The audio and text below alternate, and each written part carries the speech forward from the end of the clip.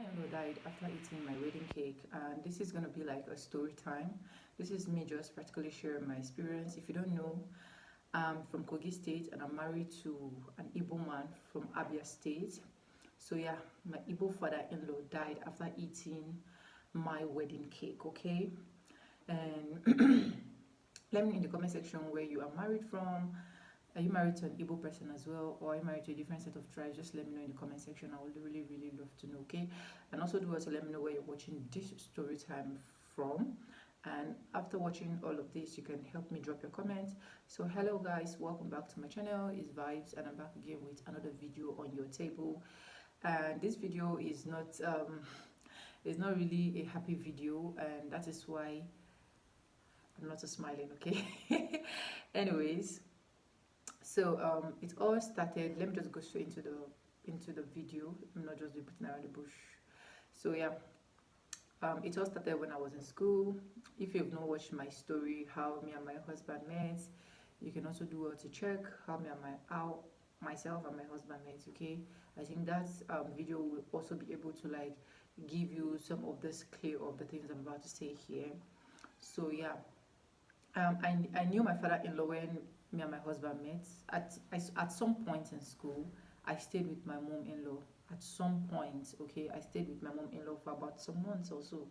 Yeah, I and my best friend during we stayed there, and that was when I knew my father-in-law, my Igbo father-in-law. And during the period of staying with him, we're not having any issues. Like, we're good. He's this kind of person that whenever he's coming back from church, because he's a pastor, he pastored in 7 days Adventists before he passed on, and he will come back and he must buy something for you. Okay, so he must buy something. Even if you don't have money, he will make sure, be like, oh Sonia, take this one, oh this person take this one, and the rest of that. And I grew, and I said grew, I stayed in that house seeing the love that my father-in-law and my mom-in-law shared, in the sense that if my father-in-law is not around, my mom-in-law have to wait for him before she's gonna eat her food. I don't know, they basically go everywhere together. If my mom-in-law is going to her school, because she owns a school where she teach, my father-in-law practically go sit down there. Like those days that you don't have any service, any church activities, he will go and sit down there with her. Like they will do things together and gist together, wash clothes together, and it was so beautiful to watch. And another thing that really captivated my heart to that family is the praying, part. I don't know, I will not say this is really boiled down because he's a pastor, stuff like that, but that is just one thing that I really love and admire that family for. So yeah, so fast forwarding to our engagement. Before our engagement, Daddy got a bike accident. He got a bike accident, and he was having all the small pains that was sorted out. But we later found out he had an internal injury that was also sorted out as at that time. So meanwhile, fast forwarding to our engagement. We got engaged in November last 2 years. Was it last November? We got engaged in November last 2 years, yeah, because this is 2024. We got married 2023. We got engaged in November 2020, and after that our engagement, Daddy illness took so strong. Like the illness, which is my Igbo father-in-law, he was suffering from one illness to another, stuff like that. So take him to treatment here, take him to treatment there. It was just like a back and forth stuff. So I remember I got to a point, Daddy was not able to recognize most of us as a family member, or most of his family members per se. But on that our engagement night, I remembered something, because before that our engagement, Daddy will basically just, I left already. This is to say, I left the house already to my own place and the rest of that a long time ago. So, but before that our engagement, Daddy would be like, he would just be sitting and be looking at you, stuff like that. Like he was not able to recognize anybody. But after that our engagement night, I came back with this ring. Yeah, I came back with this ring, and I went straight, instead of after the engagement. Okay, how do I explain this? Okay, that particular engagement, they were just calling my husband back to back. Like, I mean, I didn't even know what was going on in the background. Like, I didn't even know it was engagement. So just after the engagement, I was now like, oh, that was why they were calling. They were not like, oh, did she say yes? Did she say yes? Mommy was calling. My sister-in-law was also calling. Like, my brother-in-laws were calling. Did she say yes? Did she say yes? And I was not like, oh, is that why they've been calling you since? Because the rate of calls which they call you and you were bounding, like it was bouncing their calls. Then, anyways, that's by the way. So after that, I now told my husband that I will not take this ring to the house first, which is to my house. I'll go straight to the family house, which is his family house, and then show them this ring, okay? So I went straight and I met daddy, I met mommy, and they were like, oh, so beautiful. Daddy was just looking at me. I was like, oh, so beautiful. So I went close to daddy and I knelt before him and I told him that, daddy, I'm engaged. Your son said I should marry him, and I said, yes, I'm going to marry him. So he just smiled. I remember he just smiled, and immediately he smiled. The next thing that came out of his mouth is, kneel down, I want to pray for you guys. So we knelt down, and he prayed for us. He prayed for myself and the husband, and every other persons in the family joined us, and it was a successful prayer. So mommy was like surprised that for quite a long time daddy has not said any words of prayers, but this one that he just said, push your knee down, that means this marriage is already blessed. So yeah, after that, fast forwarding to our wedding, I remember that time, that was last year before daddy passed on. Fast forwarding to our wedding, um we'll go to daddy and we'll tell him that, oh daddy, we're planning for our wedding stuff, blah blah blah, like that, and we just hope to get your blessing. You know, his expression will make you see that it's so painful to him inside that he cannot be there for us at that point in time. But at some point it has already gotten worse. Like, when I mean gotten worse, like his condition has already gotten worse to the point that he can't even talk again, he can't even walk by himself. He's just basically one side, like one place, okay? So, and that was just all the expression stuff, blah blah blah, like that. So getting close to our wedding was May 27. 1 week to our wedding, daddy's ailment was really really serious. With my Igbo father-in-law, his ailment was really really serious. His sickness became worse. They have to take him to one hospital to another, from BMH to general hospital, like different teaching hospital. Like, it was just a whole lot, guys. It was just a whole lot. There are some things that we YouTubers pass through that you guys will not know, okay? So at some point I'll be like, Jesus Christ, why now, God? Why now, at this point that we needed money, and at this point daddy is also sick and daddy also need money, stuff like that.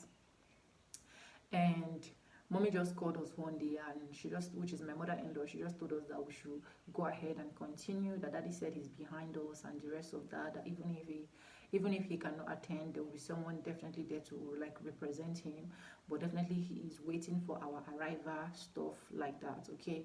So myself and my husband and other person, we have to move to Kaduna for the wedding. We're still there, we're still battling with celebration, and we're still battling with depression, okay? It was two things at the same time, because sometimes when I look at my husband, I just be like, God, just help us, just help us, okay? If I have my chance, then I would have said, okay, let the wedding be cancelled. But my husband mother just let us know that there's no point of cancelling the wedding. Let's just go ahead and do our wedding, okay? When we're done with the wedding, then we can come back and then like face daddy.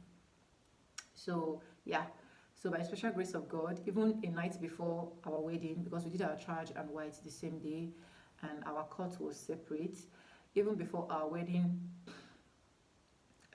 that wedding night, my husband was, oh my God, I can't even explain, okay? So he was just trying to be strong, because he knew that when he breaks down, I will definitely break down as well, and he don't want anything that will come and spoil our day. I went to make my hair and every other stuff. The wedding was a huge success. After the wedding, we decided that, okay, I was supposed to resume back work on Monday, and instead of resuming back, coming that same Monday, you guys know the distance between Kaduna and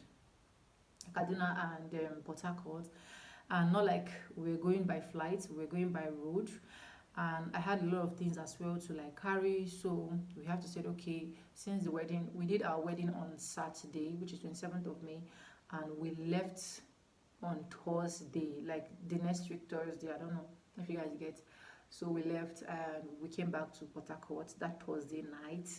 When we came back to Port Harcourt that Thursday night, when we were coming, we brought cake, we brought cola, you know, as part of daddy's own that he cannot represent, because my sister-in-law was there, and yeah.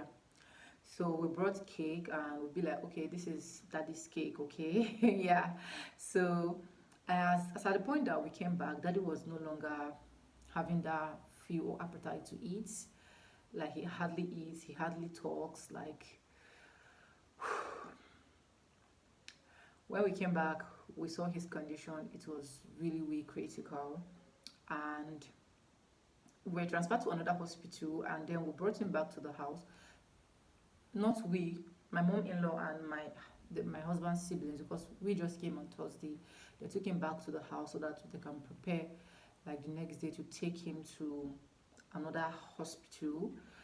And we said, okay, since tomorrow is Friday, we need to go and see daddy on Friday, and then at least spend the night there to tell him that, oh, we are back, and so that we can as well give him his own wedding cake, you understand, so that he can eat his own wedding cake and know that, oh yeah, these children are back.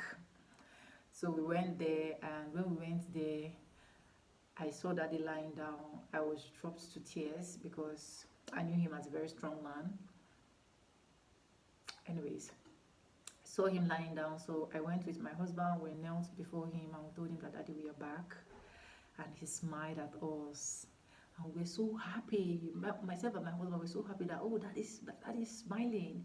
Mom was like, hey, after many days, daddy's smiling. We were so happy that daddy was smiling, and he smiled at us. Then we told him that, daddy, okay, this is your own wedding cake that we brought for you, your own cola and every other stuff. You guys know that in Nigeria or in Africans, you know how cola is important. So yeah, so we gave him the wedding cake, and then we slept there that Friday. We slept in the family house that Friday, and then Saturday we came back to the house, right? Yes, Saturday we came back to the house.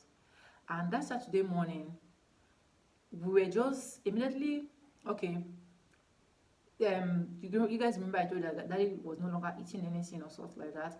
But when they gave him the cake, I went to him close. I said, daddy, Sonia is here, and this is the cake, so you have to eat your own cake now. He ate the cake with joy. He ate the cake with joy. He ate the cake with fulfillment. Like he was happy eating it. He was happy eating that cake, and we're all happy that, oh, daddy is now recovering gradually. You know, someone that has not smiled, talked, or eaten for some time and eating cake. Ha! So we're so happy. We spent the night there in the family house, and then the next morning, which was Saturday, we came back to our own house. As we are just opening the door and stepping our leg inside, like we've not even sat on the bed. You know, when you just open your door and you just came in, then trying to lock the door, my sister-in-law called. And when my sister-in-law called, my sister-in-law was like, daddy just gave up. What? You say? Daddy did what? They said daddy just gave up. Because we left him in the house on the state of he was sleeping. We never knew that at that point our cake was the last food that daddy would taste.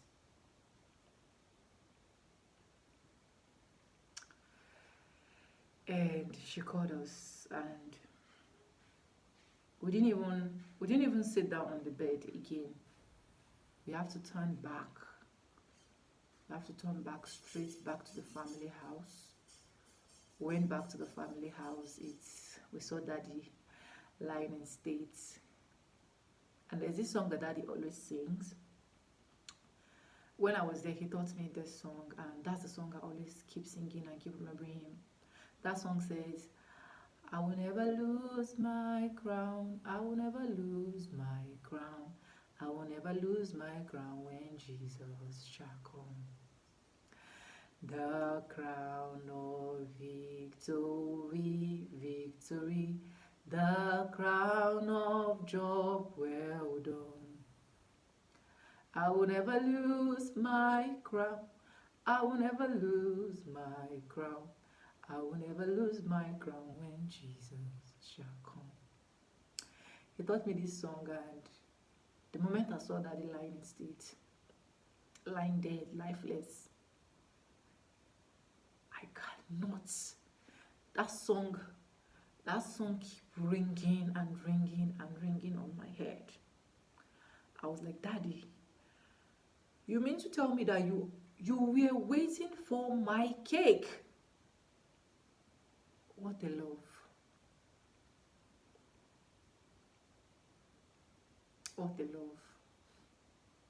So Daddy went and rested with the Lord, because that's what I always tell people. I said my father-in-law is not dead. Even during the burial, I told my mom my father-in-law is not dead. He is resting in the Lord, because I know for sure that he's with the Lord. Anyways, that brings me to the end of the story. You guys see that I'm trying not to cry in this video. But trust me, it was not an easy one. Anyways, let me know what you think in the comment section. Bye.